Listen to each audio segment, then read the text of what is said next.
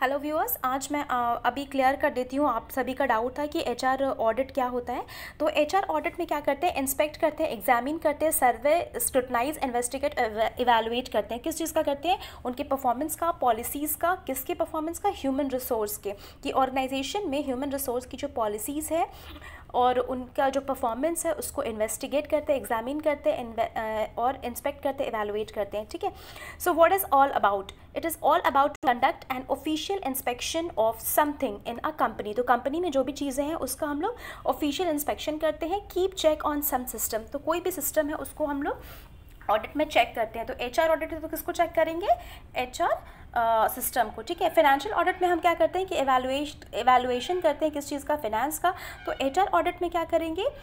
Evaluation करेंगे HR का, human resource का। So what do you mean by HR audit? HR audit का क्या मतलब होता है? Like any other audit, the human resource audit is also designed to examine the strategies, policies, procedures, documentation, structure, system and practices with respect to the organization human resource management। तो ठीक है, तो इसमें जितनी भी स्ट्रैटेजीज होती है, policies होती है, प्रोसीजर्स होता है, उसको हम लोग क्या करते हैं? एग्जामिन करते हैं। क्यों एग्जामिन करते हैं? ताकि हम लोग फाइंड आउट करें कि अभी हम कहाँ हैं और हमें कहाँ पहुँचना है, इसमें क्या क्या प्रोज एंड कॉन्स हैं हमारे ऑर्गेनाइजेशन में। तो systematically and scientifically assess the strengths, limitations and developmental needs of the existing human resource from the organization point of view to enhance organization performance। so हम इसको करते क्यों है? वो इसलिए करते हैं ताकि अभी हमारे सिस्टम में क्या क्या चीज़ें चल रही हैं, लिमिटेशंस क्या है, स्ट्रेंथ क्या है, वीकनेस क्या है। तो जो स्ट्रेंथ है उसको और इम्प्रूव करेंगे और जो हमारे लिमिटेशंस है उसको ओवरकम करेंगे, डेवलपमेंट पे फोकस करेंगे। तो एंड ऑफ द डे क्या करेंगे? इन्हांस करेंगे किस चीज़ का? ऑर्गेनाइजेशनल परफॉर्मेंस का। राइट। अब इसके ऑब्जेक्टिव्स क्या है? Reviewing all aspect of human resource management which helps for improvement of the HRM. तो एचआरएम की पॉलिसीज़ जो भी चल रही है ऑर्गेनाइजेशन में उसको हम लोग इन्हांस करने की कोशिश करते हैं। Finding resources for success and failure of policies and processes of the organisation. तो फाइंडिंग रीजन्स, तो रीज़न क्या है? अगर हम सक्सेसफुल है तो क्यों है, तो उसको और स्ट्रेंथ करेंगे। अगर हम फेल कर रहे हैं तो हमारे तो कहाँ पे ड्रॉबैक्स रह जा रहा है, उसके लिए हम पॉलिसीज़ और प्रोसीजर्स को में इम्प्रूवमेंट लाएंगे। Evaluate the performance of the employee, तो परफॉर्मेंस इवैल्यूएट करेंगे एम्प्लॉयज़ का और जो भी कमी रह गई उनको फीडबैक देके उस पर फर्दर हम लोग इम्प्रूवमेंट करेंगे। Finding resources of low productivity and improving the strategies, तो हम वैसे रिसोर्स को आइडेंटिफाई करेंगे जिसकी प्रोडक्टिविटी कम हो रही है, जिसका और भी इफेक्टिवली और एफिशिएंटली यूज़ हम लोग कर सकते हैं। ठीक है। अब देखते हैं कि बेनिफिट्स क्या हैं। तो helps in identifying gaps between the current working and standard working of HR department. ठीक है। तो अभी मैं बिल्कुल हरी में आपको समझा रही हूँ, आप कोशिश करिए कि चीज़ों को, कीवर्ड्स को पकड़ें आप।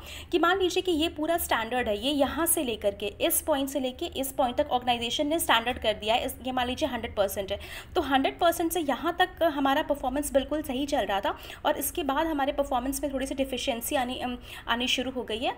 और ये गैप है, यानी कि हम यहीं तक ही हम अच्छे से ऑर्गेनाइजेशन काम कर पाया है, इसके आगे ये गैप है। ठीक है, हमें यहाँ तक पहुँचना है।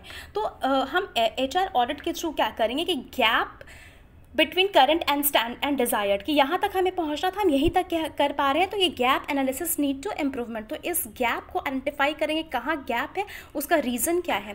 करंट स्टेटस तो पता चल जाता है कि अभी हम यहाँ पर है, अभी हम यहाँ पहुँचना, तो कैसे पहुँचेंगे। राइट। आपको इतनी बात समझ में आ रही होगी।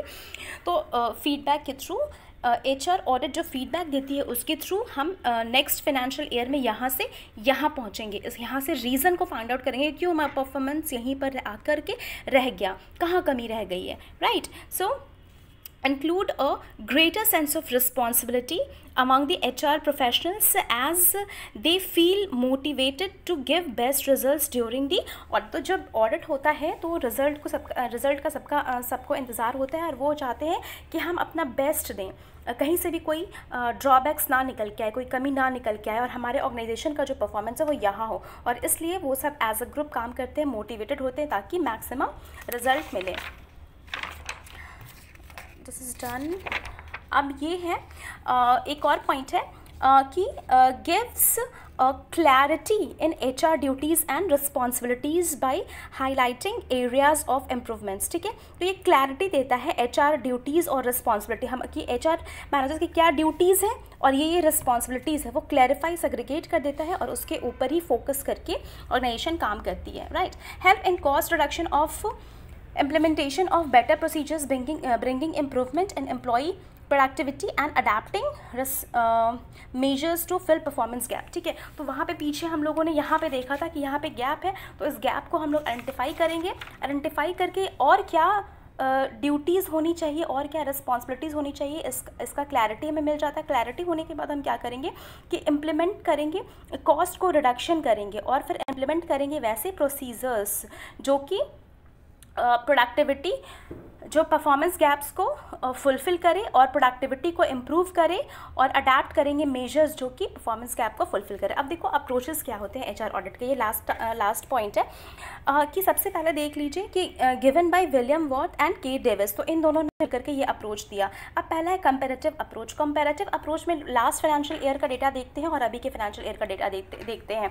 तो 2019 में मान लीजिए परफॉर्मेंस 80% था और अभी हमारा जो परफॉर्मेंस है वो 50% रह गया है, तो गैप हो गया. तो उसको हम कंपेयर करके हम उसके इम्प्रूवमेंट के लिए काम करेंगे. आउटसाइड अथॉरिटी अप्रोच, आउटसाइड आप देख सकते हो कि टर्म से ही ये ऑलरेडी क्लियर है कि बाहर से कोई ऑडिट की कंपनी आती है, कोई अथॉरिटी आती है, ठीक है, बाहर से एक अथॉरिटी आती है और वो अथॉरिटी गैप एनालिसिस करके एक नया अप्रोच इम्प्लीमेंट करती है जिससे कि गैप को फुलफ़िल किया जा सके. स्टैटिस्टिकल अप्रोच में हम डेटा जो इन टर्म्स ऑफ डेटा जो भी गिवन है, अवेलेबल डेटा है, उसको हम स्टैटिस्टिकली ग्राफिकली हम मेजर करते हैं कि कहाँ पे गैप है और उसको हम लोग ओवरकम करने का कोशिश करते हैं. तो ये स्टैटिस्टिकल अप्रोच हो गया, ठीक है. स्टैटिस्टिकली हम गैप को आइडेंटिफाई कर, this is the approaches through which we identify the gap. Basically audit में क्या है, एक कंपैरेटिव अप्रोच से कर सकते हैं कि पहले क्या था अब क्या है.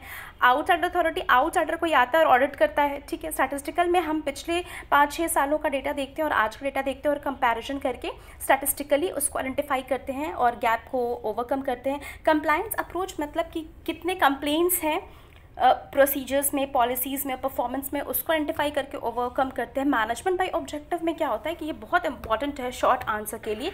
एचआर ऑडिट में ये मेरे को बहुत ज़्यादा इंपॉर्टेंट लग रहा है कि मैनेजमेंट बाय ऑब्जेक्टिव में क्या होता है कि मैनेजमेंट ऑलरेडी एक ऑब्जेक्टिव को सेट कर देती है और उसको आपको फुलफ़िल करना होता है उस ऑब्जेक्टिव को. अगर जितना मान लीजिए कि एमआर है कोई और एमआर का जो सेल्स है वो टारगेट दे दिया है 100, मान लीजिए कि आप वो दे दिया है 70%, ठीक है ना. मान लीजिए कि एक एमआर है, ठीक है, एमआर को टारगेट दिया गया है कि उसको 100 प्रोडक्ट्स सेल करने हैं, ठीक है. 100 प्रोडक्ट सेल करने हैं कितने में, 6 मंथ्स में, ठीक है. तो 6 मंथ्स तक इसके परफॉर्मेंस को, ये जो एमआर है इसके परफॉर्मेंस को मेजर किया जाएगा और एंड ऑफ द डे 6 महीने के बाद ये जो है ये सेल कर पाता है 80 प्रोडक्ट्स का, ठीक है, 80 प्रोडक्ट्स का सेल कर पाता है. तो जो गैप है वो कितना आएगा, 100 माइनस 80 तो 20. तो ये 80% टारगेट क्योंकि फुलफ़िल कर लेता है तो मैनेजमेंट बाय ऑब्जेक्टिव मतलब इसके परफॉर्मेंस को अच्छा मानते हैं. और अगर मान लीजिए कि वो 80 प्रोडक्ट्स नहीं सेल कर पाया, वो सिर्फ 40 प्रोडक्ट सेल कर पाया, तो उसका परफॉर्मेंस अप्रेजल मतलब वो टारगेट कितना कंप्लीट कर पाया, सिर्फ 40%. तो इसके परफॉर्मेंस को अच्छी इवैल्यूएशन नहीं मिलेगी, ठीक है. और फिर 6 मंथ्स के बाद जब इसका इवैल्यूएशन होगा तो इसके परफॉर्मेंस जब अच्छी नहीं है तो गैप आइडेंटिफाई करेंगे कि कहाँ पे गैप आ गया था और उसको ओवरकम करने की कोशिश करेंगे ताकि नेक्स्ट फाइनेंशियल ईयर में उसका जो परफॉर्मेंस है वो कम से कम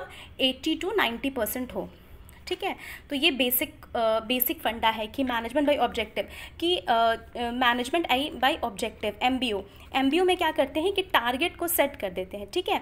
टारगेट दे दिया गया जाता है और टारगेट मान लीजिए 100% है तो उसमें से आप कितना परसेंट अचीव करते हो, जितना परसेंट अचीव करते हो उस अकॉर्डिंग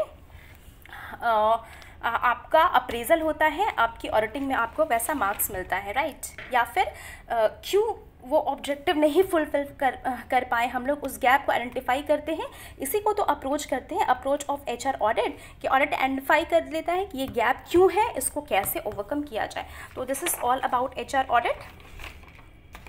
अच्छा, ये HR कुछ प्रोसीजर्स हैं। पहला है कि ऑडिट सब्जेक्ट मैटर सिलेक्शन। इसमें क्या होता है कि सबसे पहले हम लोग सब्जेक्ट मैटर सेलेक्ट करते हैं कि किस एरिया में हमें ऑडिट करना है, ठीक है। फिर प्लान करते हैं कि कौन करेगा ऑडिट, कौन कौन से लोग इसमें इन्वॉल्व होंगे, आप इंटरनली करोगे या बाहर से किसी एक्सटर्नल को बुलाओगे, कंडक्ट ऑडिट। फिर मेन जो ऑडिट प्रोसेस है वो होता है रिपोर्ट फाइंडिंग। जो ऑडिट आया उसका आप एक रिपोर्ट बनाते हो। एक रिपोर्ट बनाने के बाद जो भी आपका डेटा आया और उसको प्रीवियस ईयर से एनालिसिस करके आप क्या करते हो, फीडबैक देते हो कि यहाँ यहाँ आपका प्रॉब्लम एरिया था, उसको आप ओवरकम करो। और फीडबैक के बाद जो भी गैप आता है उसको आप ओवरकम करते हो नेक्स्ट फाइनेंशियल ईयर में, और ये आपका ऑडिट प्रोसेस कंप्लीट हो जाता है। तो ये मैंने ट्राई किया है कि मैं 10 मिनट्स में आपका एक ओवरव्यू दे दूँ ताकि कल आपका आंसर मिस ना हो जाए। सो आई होप आपको ये लेसन समझ आया हो। स्टे ट्यून विद मी, और अगर आपको कोई प्रॉब्लम स्टिल आ रही है तो you can ask me, you can message me any time, और you can send any comment in the comment box. Thank you so much.